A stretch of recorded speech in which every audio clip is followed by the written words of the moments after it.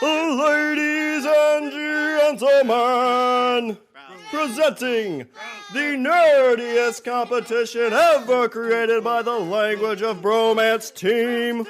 In this corner, obsessed with Star Wars and anything with swords, Richard!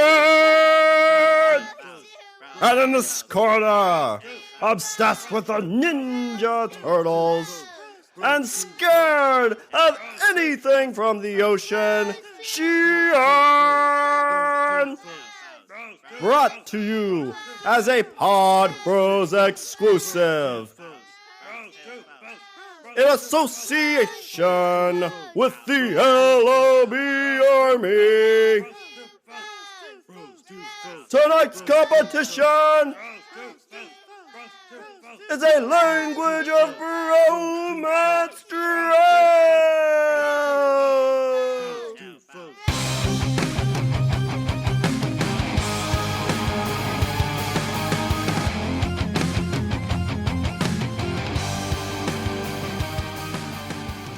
What's up, everybody? I'm Richard. And as I look deep into your eyes, Richard, and I'm Shawn. And we are speaking the language of fomance about romance. Oh, so this is snap. a bromance having a fomance about romance. Because, Richard, for our 25th ever draft, we are going to do the rom-com draft. Beautiful ladies. Woo! Because if there's one thing that we love, it's a rom-com. And I don't know, and you know what? I don't think that changes my masculinity. I don't think that redefines me as a man. I'm not ashamed to say that I've cried at probably every one of these movies. Really? Maybe. You should be ashamed. So, Richard, a little bit. Since it's that Valentine's season, for our 25th draft ever, we are going to do the romantic comedy drafts. These are the movies, Richard, that have moved us, or just, when we think of rom-com, these are the movies that are on top of our list. Yes. And if you don't know, and you should, what our drafts are, they are 7 rounds, NFL-style drafts. We flip-flop picks back and forth. Back in the day, we flipped a penny to see who goes first. And I won, so on odd drafts, I get the first pick. Even drafts, Richard gets the first pick. And since this is an odd draft, Richard, that means I get the first pick in this rom-com draft, which I think is probably fitting. All right. Yeah, it should. I would say between the two of us, you are the sappier one. Yeah, so I'm curious to see what you got. So for my first round pick, Richard, I was thinking, okay, rom-com, what's a movie that I have some type of like moment tied into it? And it's a R-rated rom-com at that. Uh-huh. Richard, I'm going to go with the 2011 rom-com No Strings Attached. Okay, so I know this is probably gonna, when it comes to romantic comedies, I would say that I'm not an avid watcher. So with a lot of these, I probably have not seen them. Probably not. At least yeah. I'm sure a lot of your picks, I'm all mine, of course, I've seen, but with yours, I'm probably not so sure. So this falls into that category. Have not seen it. So No Strings Attached. This is with Natalie Portman and Ashton Kutcher. This came out about the time as Friends with Benefits, I think, was the Miley Kunis movie. Okay. So this movie, so the reason I picked this one first and foremost is because this was the very first movie that Tiffany and I ever saw together. So we were we were kind of like... That's so sweet. We weren't dating yet, and I remember sitting in the theater and we held hands at the theater, but as we left, we didn't hold hands. So it's kind of like that like we're not really public with it yet. Okay, wait a minute. Okay, so it's kind of starting to come back to me. So this is a movie where like they're fuck buddies, right? Basically, yeah. So the movie opens up. Wait a minute. So wait a minute. So let me see. Let me set the stage here. So there's a movie that you go to see with somebody that you're technically not really dating yet. You're like, hey, let's go see a movie. And the first movie you decide to go see ever in the history of the relationship between you and your future wife, first movie you take her to go see is a movie about fuck buddies. Yeah. Well, it's interesting because as I dropped her off, she's like, hey, you want to come inside? I'm like, no strings attached. And I just walked back to my car. Ooh, thug life. She's like, I don't think he understands the moral behind that story. No, I just wanted coffee. I mean, This is we're not even dating yet. What's the matter with him? But no, the movie opens up. So it's these two kids, like they're like 17 or 18 or whatever. Actually, I think they're younger. I think they're like 15 at this camp. And she's consoling who's going to become the Ashton Kutcher. And she puts her arm around him, and she's consoling him because something happened. I don't remember what. And he just ends. He kind of like awkward pause, looks at her. He's like, "Can I finger you?" And that's when you look over across the popcorn and you're like, "Hey, what's up? Can I do the little double finger?" She's like, "No." I'm just curious, like, do you create these awkward moments intentionally? No. Or this is just the story of your life. Yeah. It's just a long series of awkward moments. Yeah, just happens. It's the gods playing their part on me. But it's your typical love story. Like, it starts out, it's like, can two people just have sex and not have a relationship develop? There's some funny parts into it. It's Ashton Kutcher, so he's falling down all over the place and tripping over his dick. So it's a typical Ashton Kutcher movie. And what happens in the end, Richard? They fall in love. Yeah. There's spoiler alert. There's a bit in this movie. So his dad plays like a TV dad from back in the day, like a really famous TV dad. And at the beginning of when they first get back together after all these years, Ashton Kutcher goes to see his dad, and he's talking about like how I think he's either like, I'm going to propose to my new girlfriend or whatever. I'm going to propose to her sometime. Not the Natalie Portman character, like his girlfriend at the time. And then all of a sudden you see, or no, they just broke up maybe. And you see his ex-girlfriend walking down from his dad's bedroom. So his dad's hooking up with his ex-girlfriend. Nice. Yeah. And then he looks at the top of the stairs. Dad's like, "Hey, no strings attached." But yeah, so it's got Natalie Portman in it. She plays a doctor, so that's why she wants just a bang buddy, because she doesn't have time for a relationship. Oh, I see. And he's a gold digger, right? Yeah, exactly.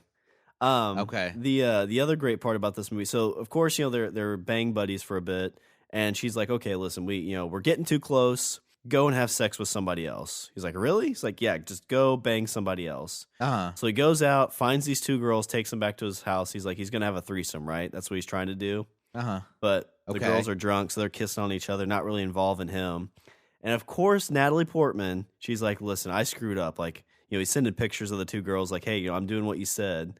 So she comes running in, to basically stop this, and he answers the door, with the two girls, and she's like, "You are a motherfucking overachiever, aren't you?" And so she starts going like all crazy like, and the best part, Tiffany repeats this all the time. She starts chasing one of the girls. She's like, "You look like the Great Pumpkin from Charlie Brown." "Everybody, I found the pumpkin." And then they have a nice embrace in the bed. That's where I teared up a little bit. So, aww. Yeah.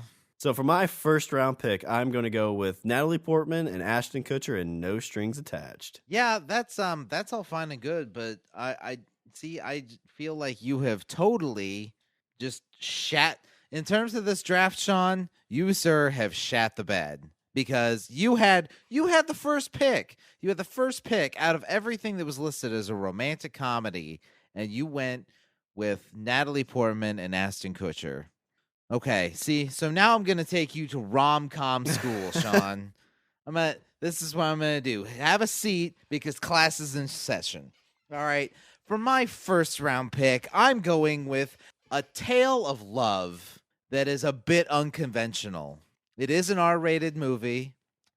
Like I said, it's unconventional love, and at the end of the day, has kind of a bittersweet ending. But you know what, Shawn? It's a story that I think that resonates with all of us. You can't pick Star Wars. Star Wars is not a rom-com. Okay, for my second round, okay, so Shawn, for my first round pick, I am going with the third movie. Now, was it the third? Yes, it was. The third movie in the View Askew trilogy. I am going with Chasing Amy. That one, I thought about picking that one. But I don't know. See, there's no buts there. I don't know. It's just not. It's a funny movie that's a tale about love. Yeah. And you know what? Sometimes love doesn't always work out, Shawn. It doesn't. Sometimes your girl likes girls. and doesn't want to share that. You know, I mean, if I had a nickel, I would have 10 cents, and I don't want to talk about it. But so Shawn, I mean I could name, you know, all the parts that I thought were, you know, so good in this movie. I'm not going to, because, you know, we only have a given amount of time.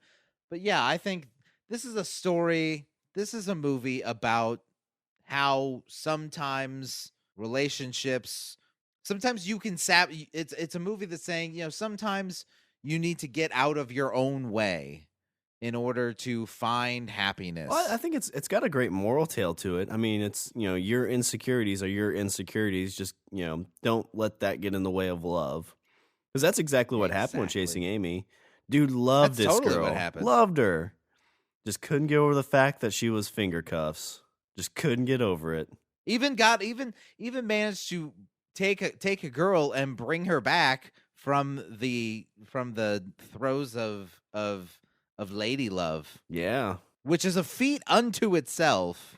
But even then, even despite all that, see, he still couldn't get over his own insecurities. Yeah. I mean, and I think that's a lesson that we all need to take. I think I'm trying to remember like parts of that movie. The one I remember the most when they're at the hockey game, when he's like pussyfooting around, like trying to get her to admit that, you know, she was finger cuffs. Yeah. Guy in front was like, dude, even I knew where you were going. Oh. And then let's see, what would be my most memorable moment? I think the most memorable moment has to be Silent Bob telling the story. Chasing Amy's because story. you get two movies of him, you know, having one-liners, and then you get this entire story, a very heartfelt, warming tale that you know, unabashedly lays out the entire plot of the movie and exactly what the moral of the movie is going to be. And even despite that, even when he explains, dude, this is what happened to me, this is what this movie's about, this is what the main character should do, even then still looks away from that. And like I said, the movie ends kind of bittersweet. I mean, yeah, they both go their separate ways, and yeah, they both end up, you know, to a degree, you know, with some form of fulfillment, but oh, what could have been. Yeah, I think that's a very like young mindset too. I think it's probably like coming from that character, he was very inexperienced with things like that. So I don't know if he could wrap his head around, like, wait a minute, like this is something I only hear about happening in movies, and you actually did this? Like you had this moment without me? Like I'm too insecure with myself to, you know, get over that. And that's really, I mean, I feel like that's a very like 22 to maybe even 30 kind of mindset. Oh yeah. Yeah, I'd agree. So there you go. There's my first round. That's my pick. The heartfelt movie with some pussy jokes in it, Chasing Amy. Well, I think that one's a little too serious for my taste when I'm thinking rom-com.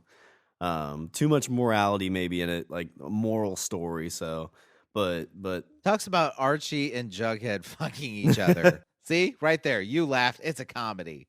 All right. So for my second round pick, Richard, I want to go back in the day being like the mid 90s, late 90s.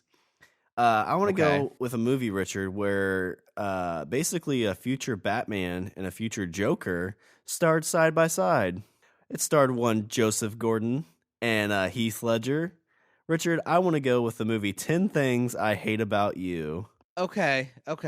That's a good pick. It was on my list, but it was way towards the bottom. Oh, I mean, this movie gave you all the love tropes, like, you know, picking up the mic and singing to your girl down on the field to melt her heart. It's got the, you know, the sexy girl that can't date because her dad won't let her, and her nerdy sister. So it's like, oh, well, you know, you got to find a date for this one. So it's all about them. You know, I'll pay you $30 to date their crazy sister. Yeah. And what happens? They fall in love. Richard. God, you're so sappy. It's romantic. Like you go in, it's like, listen, I'm just in this for the money. And it always backfires. Like there's this girl one time, Richard, in high school that had never been kissed. That's what she told me. And she was offered money to date me to take me to prom. Happen. No, that's not how this happened. And you know what, Richard? You know what happened? They made me prom king. Did you even go to prom? I got up on stage. Everybody was clapping. Then they started laughing. It's not. And then you know what happened, Richard? Yeah. Blood from the ceiling on top of my head. I flipped out, Richard. Well, okay, you just threw together like the plots of like 4 movies into one story. I flipped out. I don't know. I have these powers where like I started moving stuff, killed everybody, school destroyed. You know, it took years of therapy and some sealed documents because I was underage at the time, but it's all good now. Just don't do that. It's a confession. You're gonna go to jail. My name used to be Gary, Richard. I was the prettiest girl at the ball. Actually, you know, that movie, Carrie, was just like a few tweaks, and you could have made that a rom-com. How? Well, you take out the murder part and the pig blood getting dumped on her. Maybe you make it like whipped cream. And the horrible abuse by the horrible abusive parent. Yeah, as long as you remove like, 2/3 of the movie. It's a short film. Then... It takes some reshoots. Now, okay.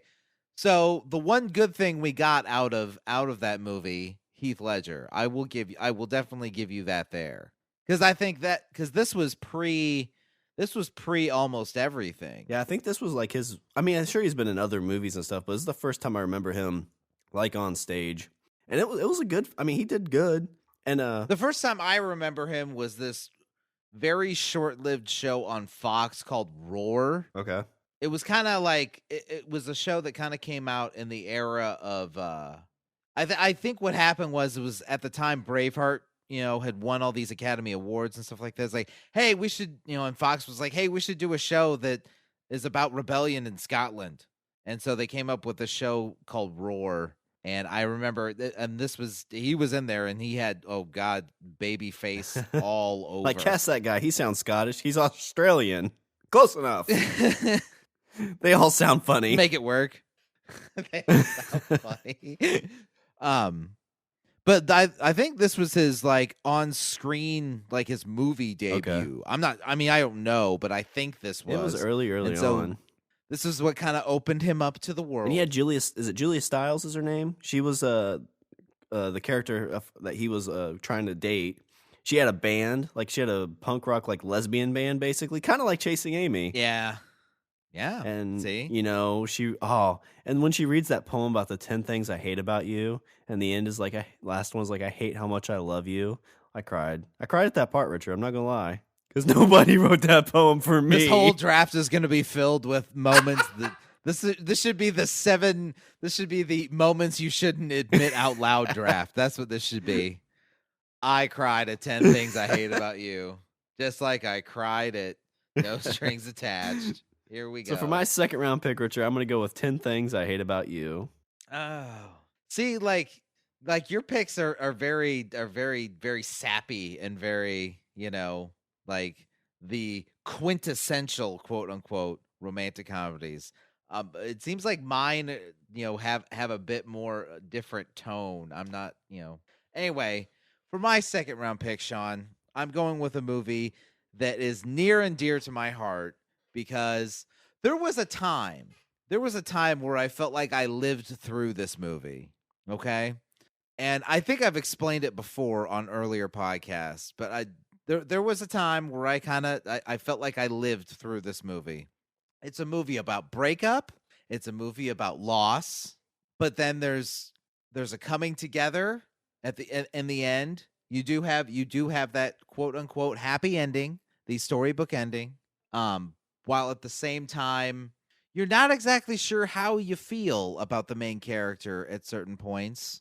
Does he deserve it? Does he deserve love? But the whole movie is not only about relationships, but the whole movie is set to an amazing soundtrack. Shawn, for my second round pick, I'm going with the John Cusack movie, High Fidelity.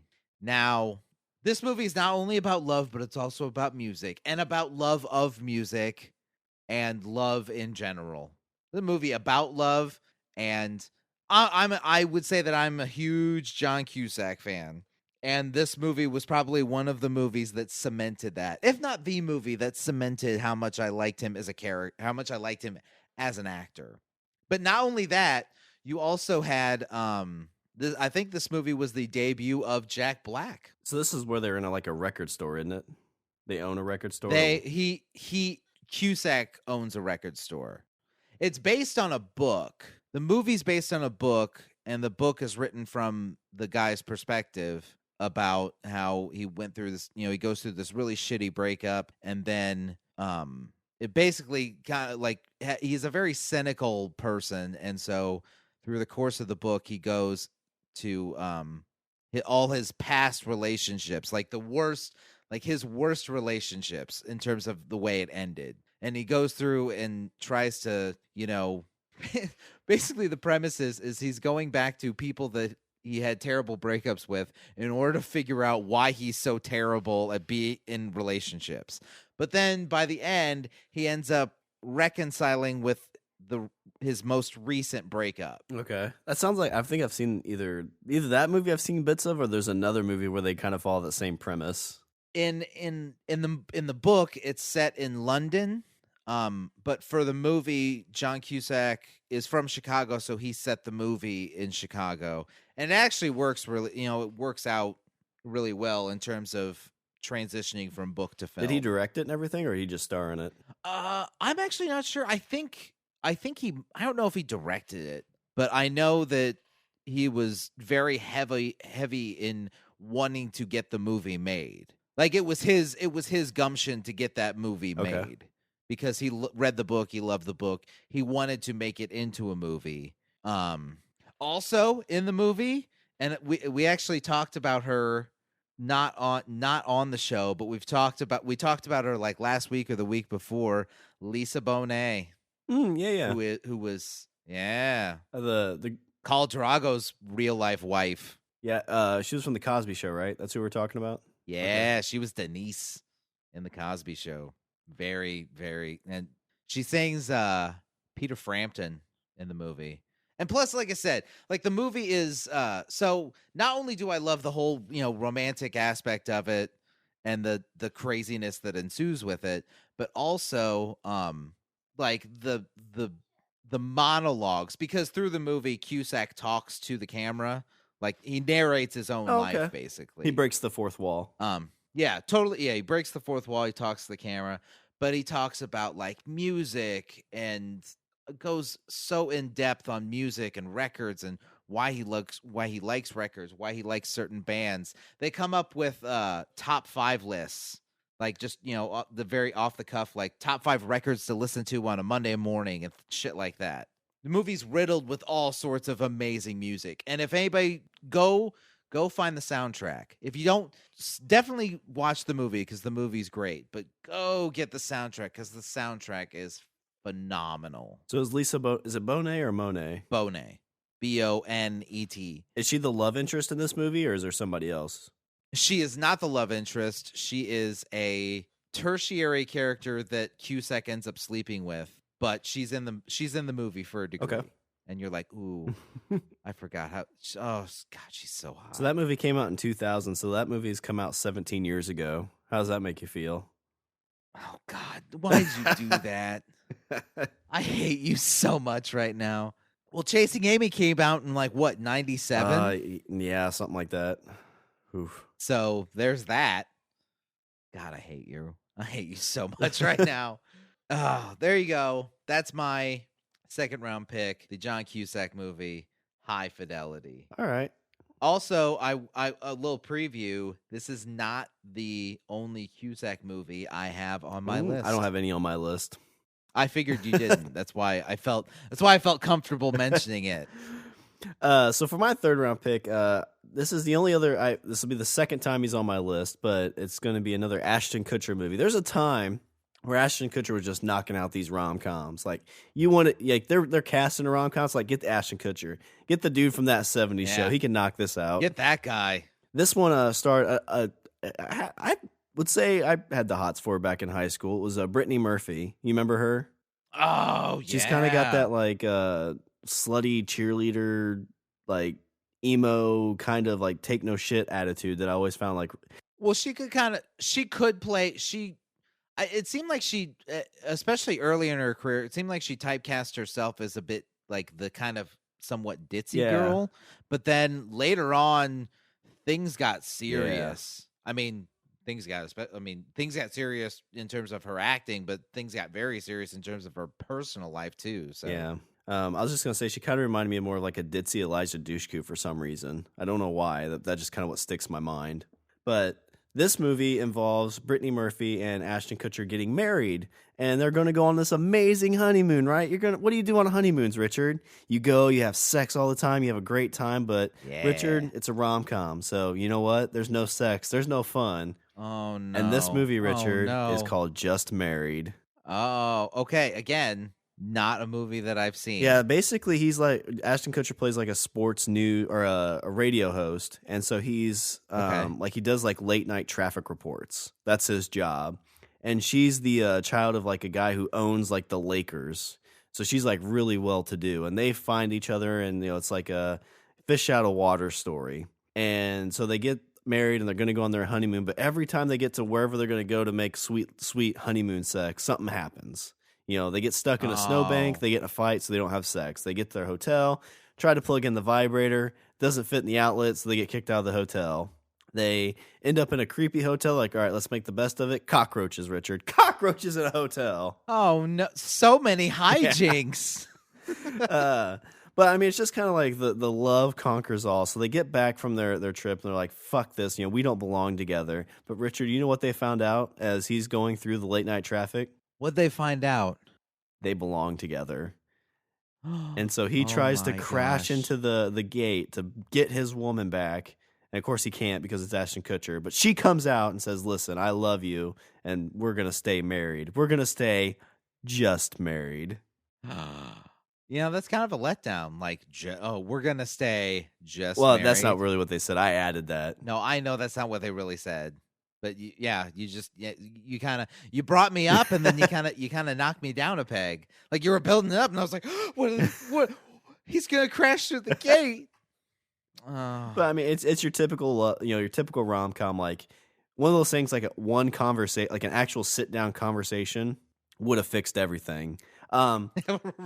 Because the dude from Angels in this movie, oh fuck, what's his name? David Boreanaz? No, not him. It was the guy who played the lawyer for Wolfram and Hart. Oh. He's got like dark hair, kind of short and stocky. Yeah, I can't think of his name. So he's in this movie and plays like one of her exes, and he just happens to show up in London. And of course he's trying to sneak in on the action. And she's like, no, I'm married. You're a pervert. No, and I'm just married with him. And so she goes back to the hotel, and what happened there is some London bimbo is trying to hook up with Ashton Kutcher. But I know. He's not trying to have any of it, though. But somehow his pants fall off. But he's like, no, I wasn't trying to do anything. Oh, so many hijinks. Like I said, one conversation would have fixed everything. Communication is key. That's the moral of the story. That's the calm in rom-com. It's romantic communication. So for my third round pick, Richard, I'm going to go with Just Married. Oh, okay, Shawn. For my third pick, I'm gonna get a little traditional. Okay, this is a movie about traditional love. Not just that, about true love. And when I say true love, I mean true love between a man and a woman. Also about a selfless kind of love between a grandpa and his grandson. Shawn, for my third round pick, I'm going with another book that became a movie. It's a movie about true love, but it is also really, really funny. For my third round pick, I'm going with the movie The Princess Bride. Ooh, that was on my list. Was it? Yeah. I didn't really know if I would qualify that as a rom-com until I was going through and like, it's qualified as a rom-com. That's what people call it. That was kind of my thing, too. I was like, that's a romantic comedy. And I'm thinking about it, and I'm like, well, it is about love. I was like, and it's funny. So, I guess. It's got two of the three parts. Yeah, it's romantic, and it's a comedy. Oh, wait, it's a movie, too. I mean, it's got all three. So, I mean, what can you not say? What can you say about how great this movie is? You've got, you let the grandpa describe it. It's, sword fighting, revenge, giants. Oh, okay. I see why you got this pick. You got to get the sword thing in. That makes sense. Oh, God damn it. So for a long time, Richard, like, I think you told me to see this movie. All the guys we played D&D were like, you got to see Princess Bride. It's a great movie.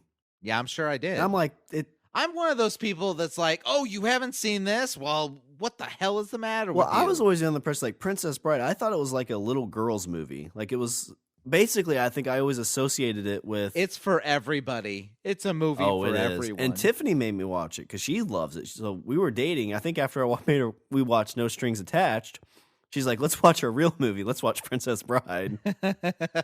And maybe a third of the way through the movie, it's got like a D&D feel, and it's like, it's really, really good. I think I looked over and I'm like, I love you. She's like, what? I'm like, nothing. Oh, wow. You just sullied that. Took a sweet moment and you just killed it right there. Ugh. So we're gonna do the No Strings Attached thing, right? She's like, no. I'm not even going to sleep with you. No. In fact, go opposite side of the couch now. This is my house.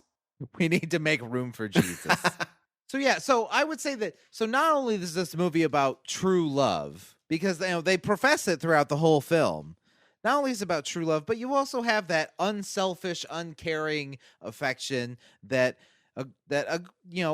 Grandpa has for little Fred Savage as he's reading him this tale. And about how perceptions, your perception of love when you're little might be one way, but when you see and hear about what true love can be and what it can overcome, at the end, maybe you don't mind so much. Yeah, that's a good point. Does his grandpa die in the end of that movie? No, he doesn't. God, I've only seen it once. Why are you trying to? You've only seen it once, dude. I have it. I used to own it on videotape. I actually bought the videotape. I now own it on DVD. Had to get the DVD. Like, I'd say it's one of those movies that I watch probably once a year. Yeah. Okay. I mean, when I watched it the one time, I really, really liked it. Like, I'm not like it completely surprised me because it wasn't what I thought it was at all. The fact that you haven't seen it more than just the once is inconceivable. I don't think that word means what you think it means. You keep using that word. I don't think it means what. So many good actors in this movie. Wallace Shawn, who plays the Vicini, Andre the Giant, which who knew? Yeah. Like, holy shit! Like, you're thinking like Andre the Giant. Like, really, we're gonna put a fucking wrestler in here?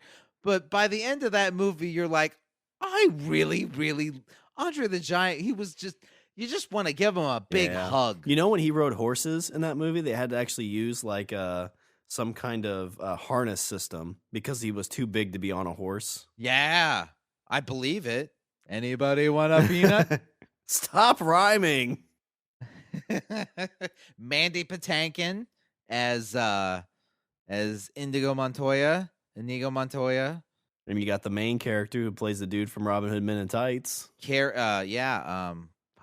Cary Elwes. Mm-hmm. I think that's how you say his last name.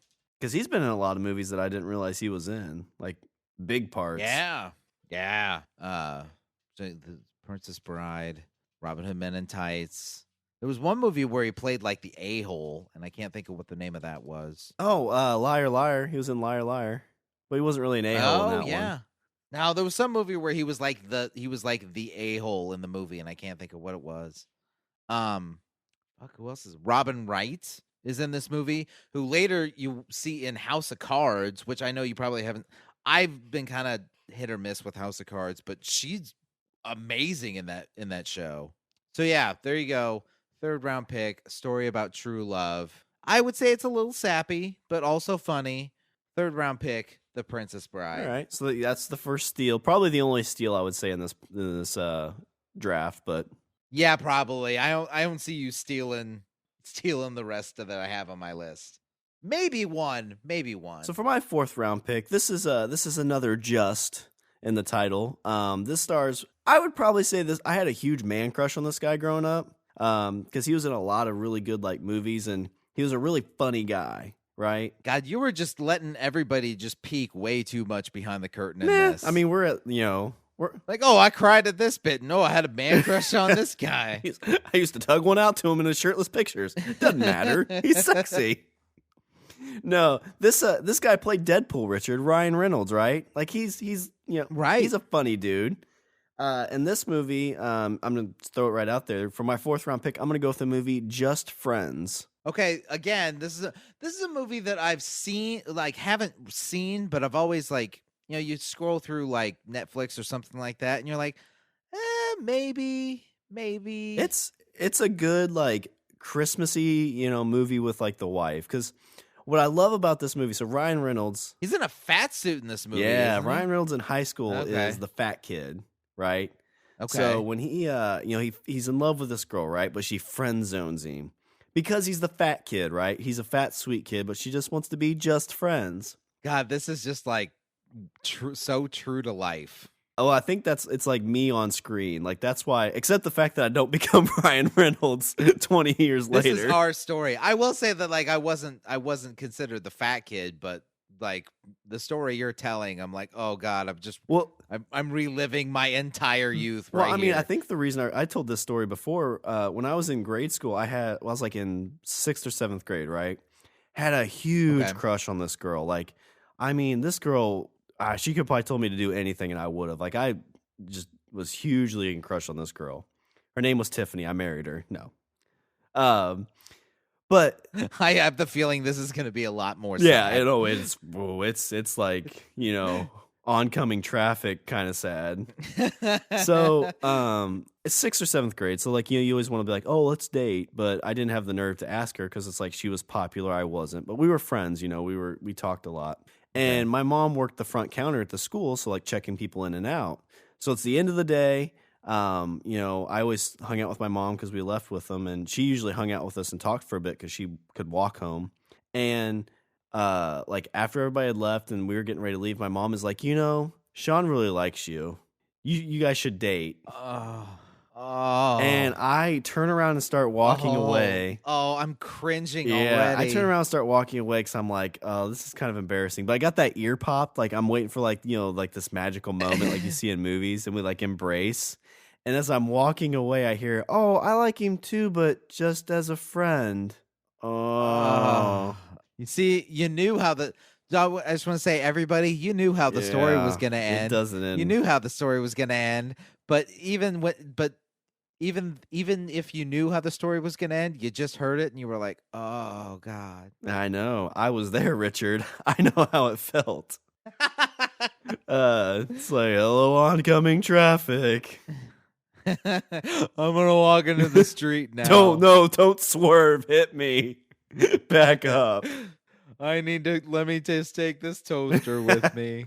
But I mean, I think that's Off to the bath I go. That's kind of why I resonated with it because it's like, crap, that's me. But really, what this movie teaches you, Richard, is that he comes back years later, right? He's extremely wealthy because he's a music producer and he's freaking ripped. He looks good, so he comes back to bumfuck Egypt town, all with money and ripped. And what happens? Oh, she falls in love with him, Richard. Of course, she falls in love with him. He's rich and looks good, and he's Ryan Reynolds. So what you're saying is the moral of the story is be Ryan Reynolds. Yeah, the moral of this movie is that looks matter. Yeah. But you watch the trailer for this. There's a bunch of funny parts. He's got a great interaction with his brother. His mom's crazy, so there's funny parts there. It's got the chick from Scary Movie. She plays the singer that he's with, and she's like obsessed with him. And so she's got a lot of funny parts. Anna Faris. There's a part where she's like flirting with, because her brother's like super obsessed with her, and she's like, man, I'm really stiff, I could use a massage. So she takes off her dress and she's like, oopsie, I'm naked. But that would be my 4th round pick. It's a good Christmas movie too. I'm gonna go with the movie Just Friends. All right, where are we gonna go for number 4? Okay, so my 4th round pick, I'm gonna go with a movie, another John Cusack movie. That doesn't give anything away. This is a movie about how it's a movie about destiny. I will say that it's a movie about destiny. Not only does it have John Cusack, also has a guy that I feel is one of the best supporting actors in the history of ever. I've seen him in a lot of supporting roles. I've seen him occasionally in higher in starring roles, but best work I would say is as a supporting actor. Jeremy Piven. Shawn, for my 4th round pick, I'm going with a movie called Serendipity. Now, this movie is about, so John Cusack meets this girl and he really likes her, and I think they meet at like a bookstore, and she has this big belief in fate and destiny. And so she writes her number in a book, writes her phone number in a book, and is like, hey, if it's meant to be, I think she sells this. She's like, I'm going to sell this book at a store. She's like, if it's meant to be, you will find this book with my phone number in it, and then I'll know that it's destiny that brought us together. So throughout the whole movie, it's about these constant ships passing in the night, where he actually, 10 years later, I think it's 10 years later or something like that, he finds the book, has her phone number in it, and so he's trying to track her down. Meanwhile, she might be doing this thing with somebody else, and it's this constant like, oh, I was here and you were just here, and it's this whole misconnection thing. But finally, Shawn, at the end, everything comes together and it is fate. Oh, Richard, I had a similar experience. So I was in a truck stop bathroom.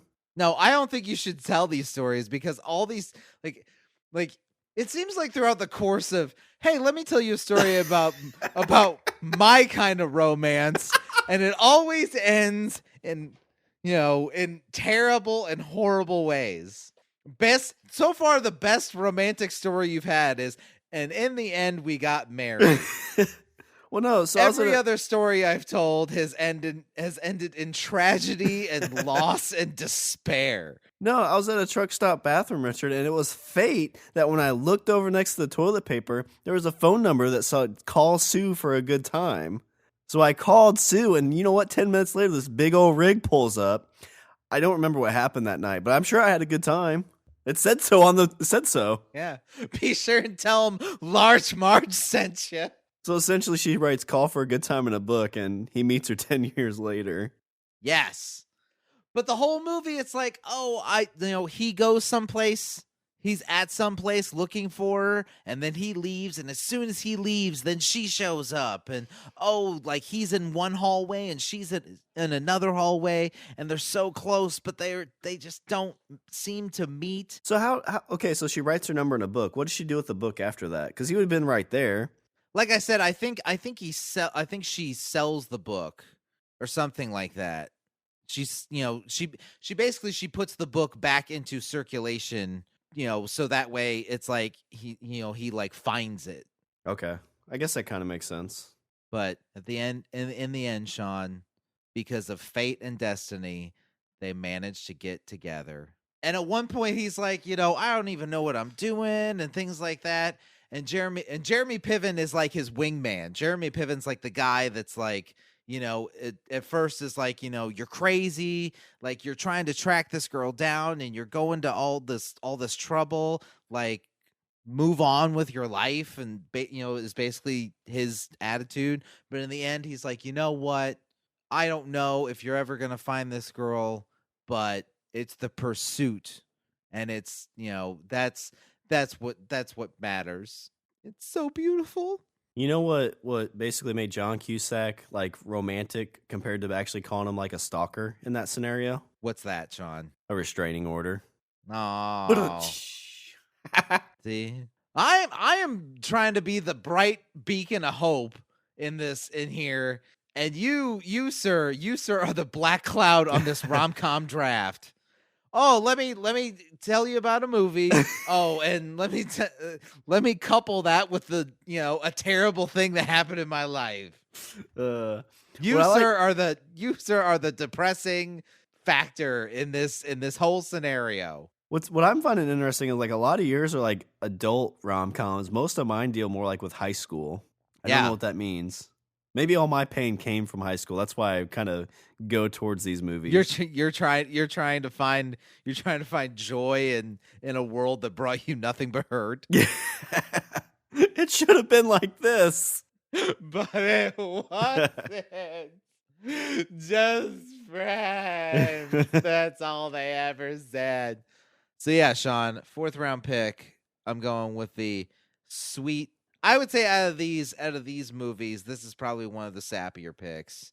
I'm going with the movie Serendipity. All right, so for my 5th round pick, this is going to be another high school rom-com. This deals with fate a little bit. Oh God, it's High School Musical. So this movie takes place it's the last day of school, so there's the last party of the year. Everybody's going to so-and-so's houses, and they're going to get drunk and hook up and have a great time.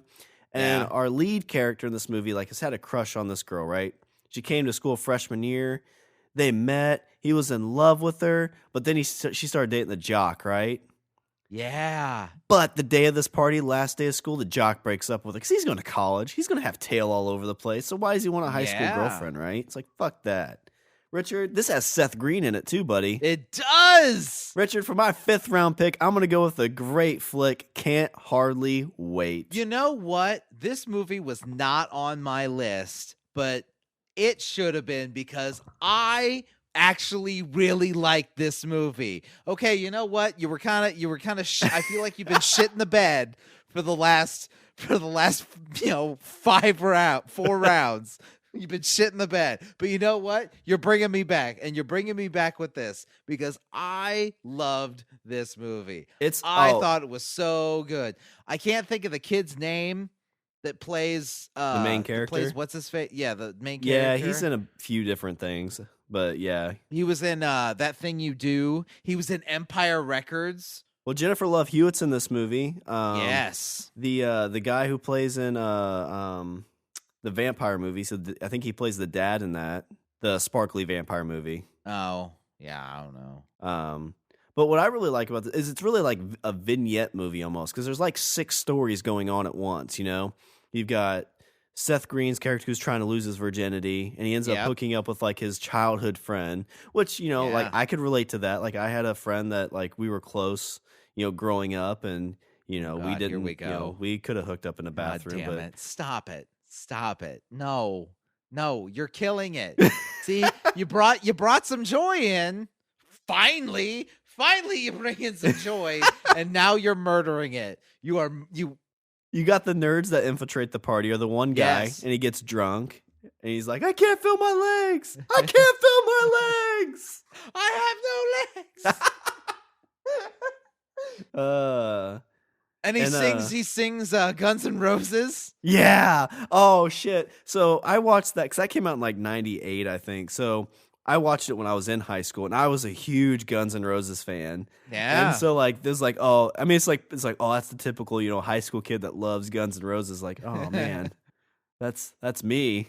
I'm that guy. Take me down to the house, the grass is green and the girls are pretty. Well, and you got the band interaction, so they're gonna play this house party, but then they break up. Yeah. And like before the night's over, they're like, all right, listen, let's get back together for one more reunion show. We'll play some of the old stuff, you know.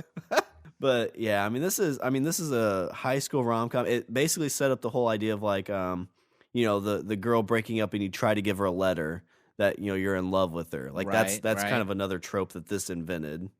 Also, the wonderful music of Barry Manilow. Yeah. You get the wise old stripper. As he's going on his way, he runs into a stripper, and she gives him like, "Hey, you know what?" Oh yeah, and who plays her? Jenna Elfman. Yeah, is she the one from the Chucky movies, like the newer ones, or is that no? Different? Okay, no, you're thinking of Lily.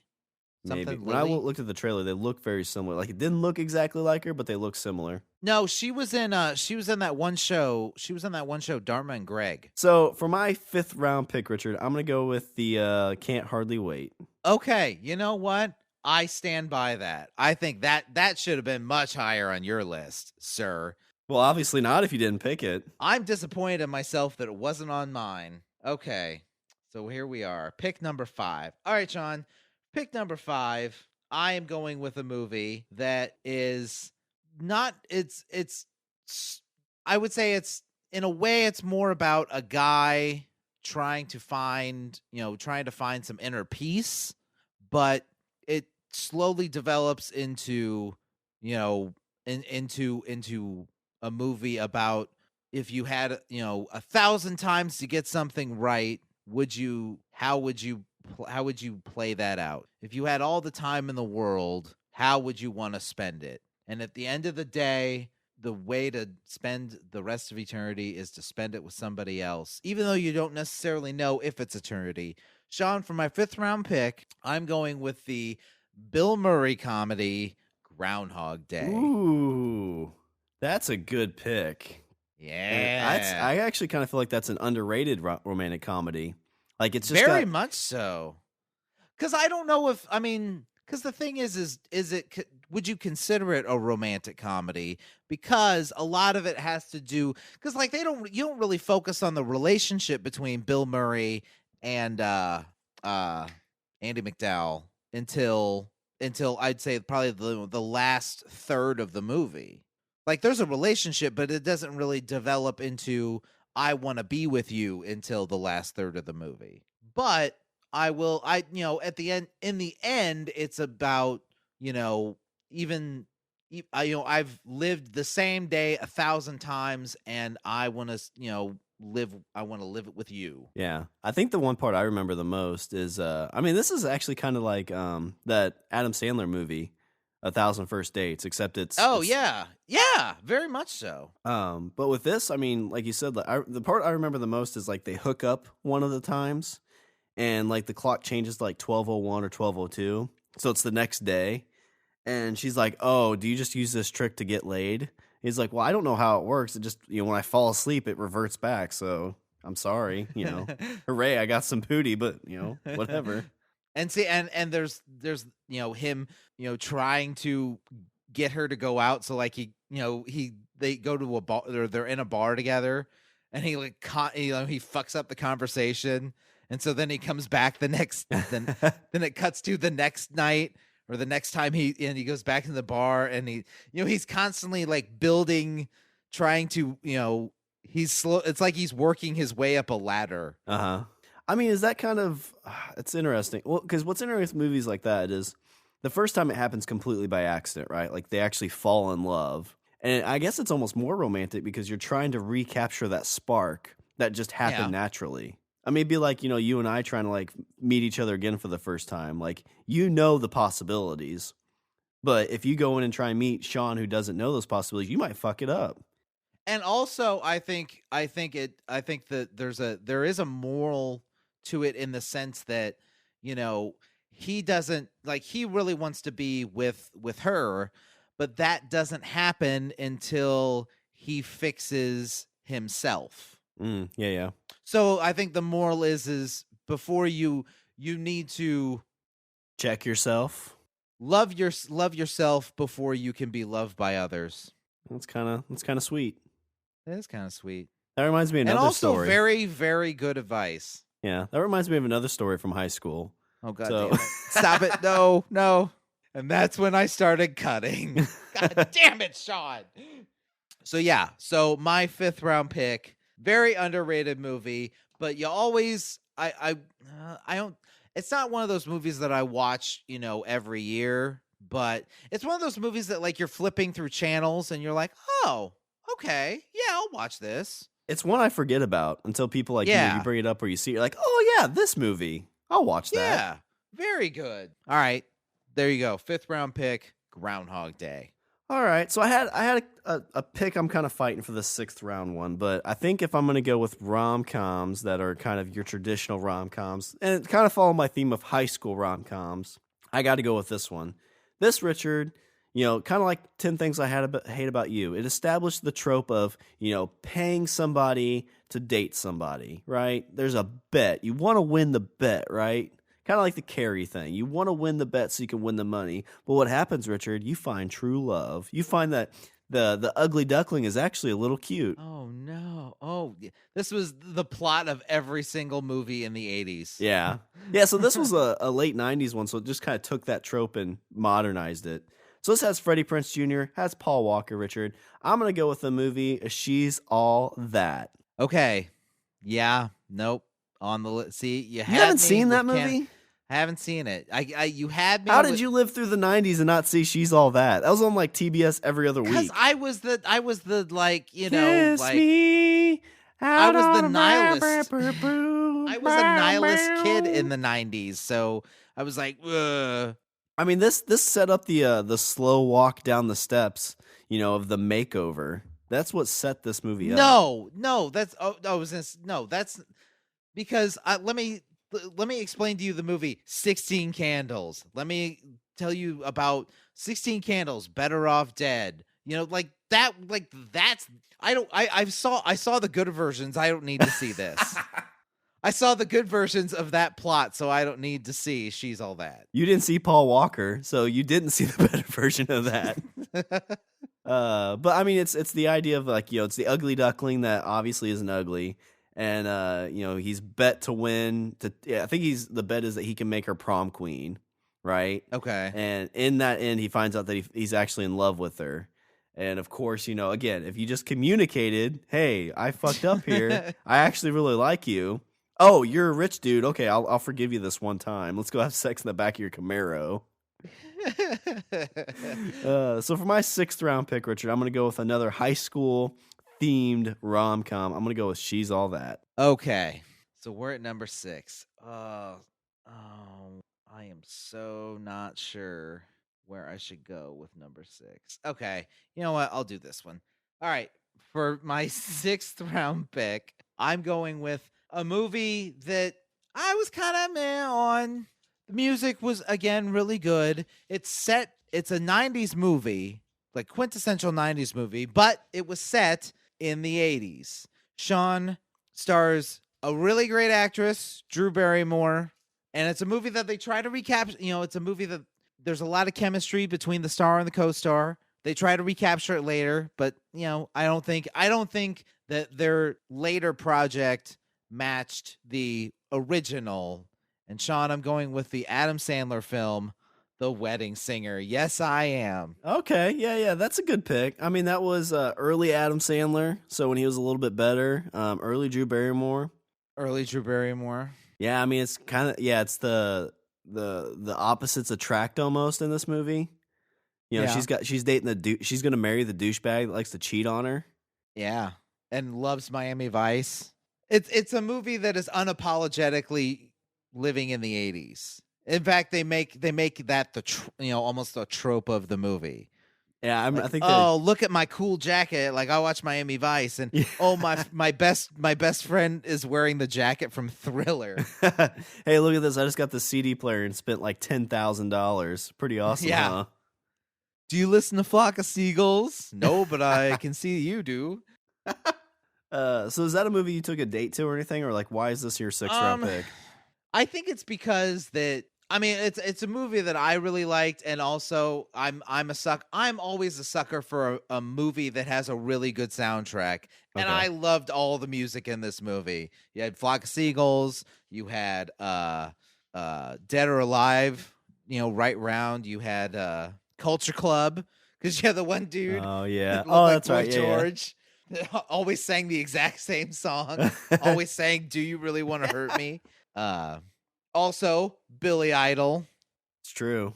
Looks like a nice day. See, Billy Idol gets it. I don't understand why she doesn't get it. If I remember right, Billy Idol actually didn't look bad in that movie either. No? Like, he looked like Billy Idol from the 80s. He did look like Billy. Don't you talk to Billy Idol that way. Does a little... It's kind of fun. Like, you think of Billy Idol back then, like, he was, like, a badass dude. Like, but then you listen to his music now, you're kind of like, Hey, he was dancing with himself. Dancing with myself. But I don't know, like, I'm not totally, I would say that I'm not a fan of, those, what you would consider to be the sappy kind of date movie kind of things. Yeah. But for some reason, this one got to me, and I think the music had something to do with it, and it was also really funny. It was a funny movie. Yeah, there's funny parts. So there you go. My 6th round pick. I'm going with The Wedding Singer. All right, Richard. So for my money shot pick, 7th round. I must say, I think this is the first time we've had this guy on our draft twice. I didn't have the first movie you picked on my list, but I had this one.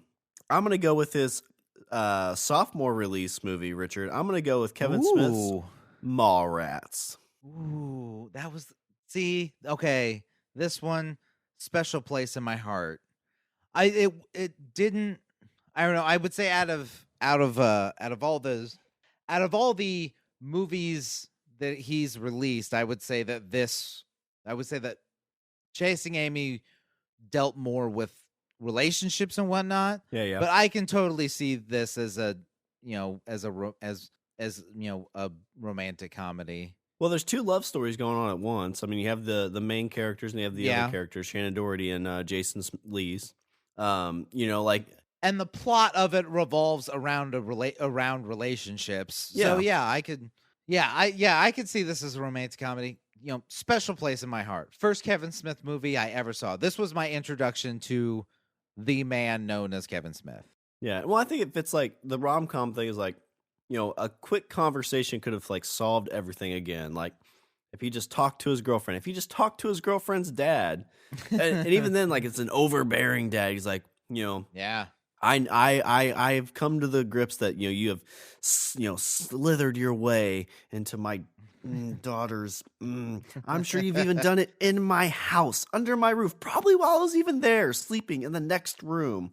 You like a chocolate covered pretzel? Oh yeah, okay. So this is the movie that gives us Jason Lee. Yeah, that was. I think he was in a couple things before that, but that was kind of his big. At least to me, it was his big one that came out. Well, this was his big. I think this was his big debut because before this he was a skateboarder. Yeah, that's right. Yeah, actually, you are right. Yeah, I remember that. So we went from pro skateboarding to this movie, and honestly, like out of all the movies I've seen him in, I think that this is the movie that I liked him in Chasing Amy, and I think Chasing Amy showed off his quote unquote acting chops. Yeah, a lot more. But this is the movie that I love him for. This is a movie that I became a Jason Lee fan for. Was Mallrats. Yeah, and I figured it was a good, solid money shot pick for me because it's kind of it's right at the end of high school. I think they're both like just graduated. He's gonna propose in front at Universal Studio. Yeah. At which part? Yeah, when Jaws pops out of the water. It's the most romantic thing I've ever heard. You get the line where he's talking about is like, listen, I think my girlfriend broke up with me because I farted in front of her. Like, she's not that shallow. Well, she was going down on me at the time. Oh my God. What can I say? I was feeling very relaxed. So for my 7th round pick, Richard, I'm going to go with Mallrats. Oh, very, very good. Very good way to wrap this up, to wrap up your list.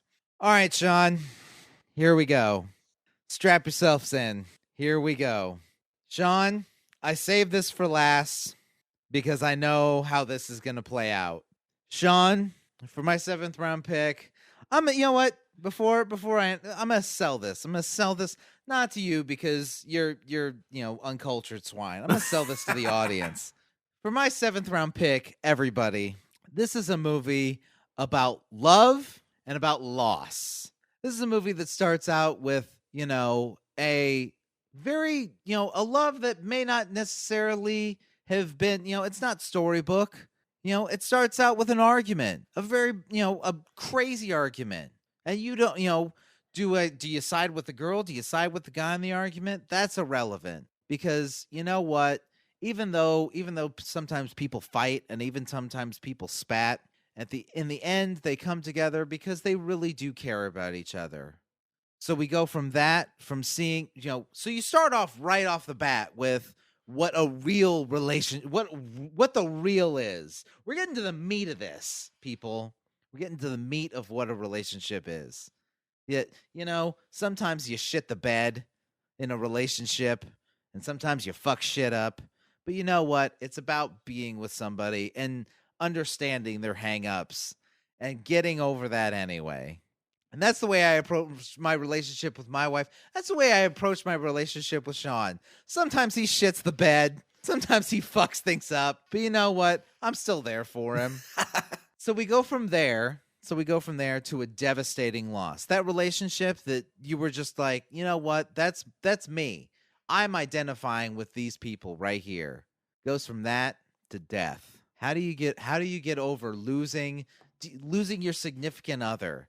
By fucking their best friend. Stop it. Stop it. How do it's like losing your right arm, your significant other, and how do you move on? By fucking their best friend. Stop it. So this is a movie about dealing with loss and understanding that life goes on, and that that you can find joy in sorrow. Shawn, for my 7th round pick, I'm going with the classic movie that you have fought with not only myself, but fought with my wife about. I'm going with the classic movie, P.S. I Love You. I think he probably needed to append a PSS. Please don't fuck my best friend 2 weeks after I die.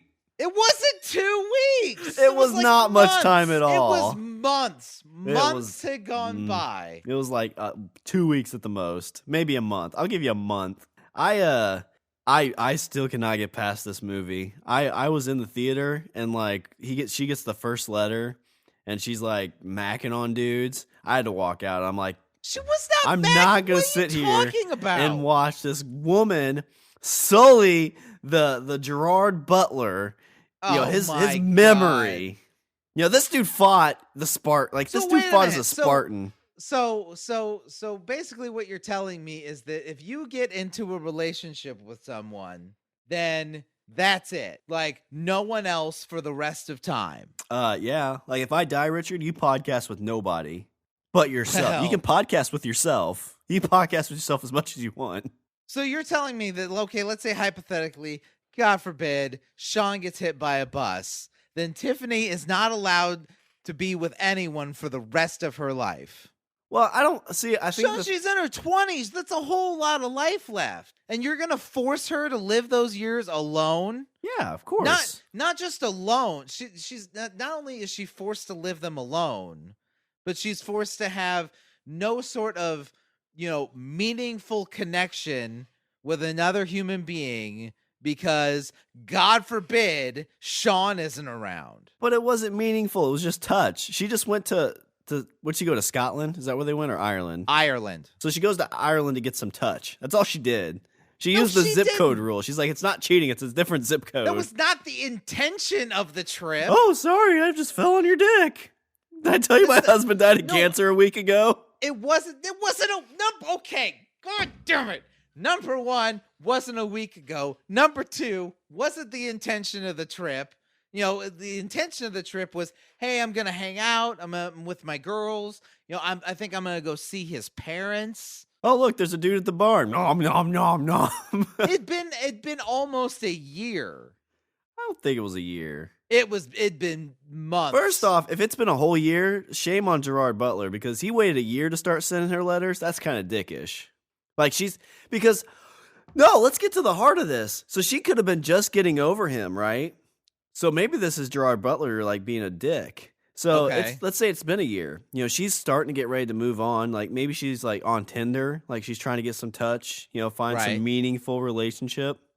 All of a sudden a letter comes in the mail. It's like, hey, it's your dead husband. Do you miss me? You're not on any sex sites, are you? You're not trying to hook up with anybody, are you? Because I'm sending you a letter every week from now until No, because the last letter at the end is like, you need to move on. And if there's one thing that I want for you, it's I want you to move on from me. Don't let me define your life. Don't let as good as that relationship was, don't let it define who you are. That's the heart. Let it just be an asterisk in your life. A little asterisk, a little footnote in your life, one that you forget about. Find somebody else. Forget all about all the love that we had. Oh, P.S. I love you. Because that's the whole big, to a degree, yes. That is kind of what it is. Because life goes on and life needs to go on. I don't Like, know. what's the alternative? Like, oh, my husband died, so I'm just, reserved to live my life on my couch, I think it's just the creepy, like, wallowing in my own misery because that's all there is for me. I think it's That's all just there there ever being. will be for me in Sean's world of misery and despair. Well, I think it's just a creepy way he went about it with notes. Like that, I mean, like Titanic. He told her to go on, even though they were only together for less than a week. And then he died. Yeah, that's that. I mean, that like he's like, hey, your heart can go on, but like this is like he's sending letters, like, hey, I don't know if you're out banging dudes, but find one to bang. Because the reason he sent her letters is because he knew she'd be fucking like a broken person. And he's like, you know what? I'm here. I'm not here, but I'm here to help you get past me. Because So he was in the barn while they're having sex. Is that what you're saying? Yes. It wasn't a barn. I don't remember where it was. I walked out. Like I sat on a bench next to an old dude. I'm like, can you believe this shit? Oh my God. He's like, I know my wife died when I was 30. I haven't touched a woman in years. Yeah. You kind of look like a woman. Haven't touched a woman in years. And you're like, see, that's what I'm saying. Why can't they just do that? All right. Well, I got a couple and buts. I've got The Breakup with Jennifer Aniston. Haven't seen it. I've got Forgetting Sarah Marshall. I did have that one. I've got Knocked Up. I did have that one as well. Wedding Crashers. I did not have that. And one that I didn't really realize was a rom-com until I actually thought about it, but Coming to America. Yeah. I mean, it wasn't on my list, but I could see it. I could see how that would be one. I had, let's see, the ones that you didn't mention that I had Better Off Dead, which is another John Cusack movie, where he was in a relationship and then he ends up falling in love with his French foreign exchange student neighbor. Very good movie.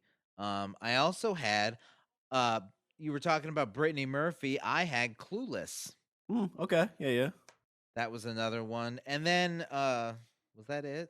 I had a kind of a few, like, what defines a romantic comedy, like, When Harry Met Sally. I had that on there. Yeah. I was actually figuring that one would be on there on your list. I thought about it, but I was just like, nah, it's too easy. It was just too easy. All right, well, let me run through these picks real quick. So for my first round pick, I had No Strings Attached. Second round pick, I had 10 Things I Hate About You. Third round pick, Just Married. Fourth round pick, Just Friends. Fifth round pick, Can't Hardly Wait. Sixth round pick, She's All That. Seventh round pick, Mallrats. Yeah. And for Richard, first round pick, you had Chasing Amy. Second round pick, High Fidelity. Woo! Third round pick, Princess Bride. Fourth round pick, Serendipity. Fifth round pick, Groundhog's Day. Fifth round pick, Groundhog's Day. Fifth round pick, Groundhog's Day. You know what? Proud of you. I'm proud of you. Sixth round pick, Wedding Singer. And seventh round pick. I got this. Oh, and my seventh round pick was the Gerard Butler movie with Hilary Swank. I think that who was in it. P.S. I Love You. She was in a boxing movie too, wasn't she? I can't think of which name of that one is. Spike's in that movie. James Marsters. For very, very little. Like, I was excited. I was like, oh my God, at least Spike's in here. He's in like 2 minutes. I think he was even like, I think he was the one that's like, hey, are you sure you should go to Ireland and have sex with his best friend? Like, it's only been 2 weeks. Oh my God, stop. Seventh round pick, P.S. I Love You. And that's how we should end. That's how you end the show. You end the show with, Shawn, P.S. I love you. All right, what do you want to throw out? Any Richard's closing thoughts? Go see P.S. I Love You and don't listen to anything Shawn says. And you know what? Shawn has, spent the course of this romantic comedy draft trying to fill us with, despair and how well, sometimes love is kind of a shitty deal. But you know what? I think, maybe these movies might offer you a bit of hope and say that, throughout the course of your life, sometimes relationships work out, sometimes they don't. but there's somebody for everybody. I think that's the definition of our podcast. We're out there for somebody. All right, well, I'll do a little bit of housekeeping. Visit our website. We're at languageofbromance.com. Follow us on Twitter. We're at languageofbro. Email us at eatthebeaver@languageofbromance.com. Check out the LOB Army and Intelligence Reports. Like us on Facebook. Subscribe and leave a review on Google Play Music, iTunes, and Stitcher. And don't forget to check us out on the Pod Bros Network. The loveliest, most romantic podcast site on the internet. I bet they like P.S. I Love You. I don't think John's going to be like, hey, after I die in 2 weeks, go find a new network. God damn it. And if you want to throw a little money in our tip jar so Richard and I can have a romantic Valentine's Day dinner, go to our Patreon accounts, www.patreon.com/languageofbromance. Oh, that sounds nice. Yeah, Why little don't you candles, do nice lobster. things anymore? Yeah. And then after I Do die, anything 2 weeks later, you can start a new podcast. You know what? And I will. Your wife's going to be like, hey, Richard, there's something in the mail from Shawn. Throw it away! I've moved I'm on. busy. I'm doing a podcast right now. All right, well, is there anything else before I close her out? P.S. I love you. All right, well, that's all the bromance we have for this show. I'm Shawn. And I'm Richard. And I say we eat the beaver. Why that voice? Well, I was waiting for you to be like, hey, Shawn, guess what? No, you know what? I'm not doing that. Oh, Richard, P.S. Oh, see, you're already there.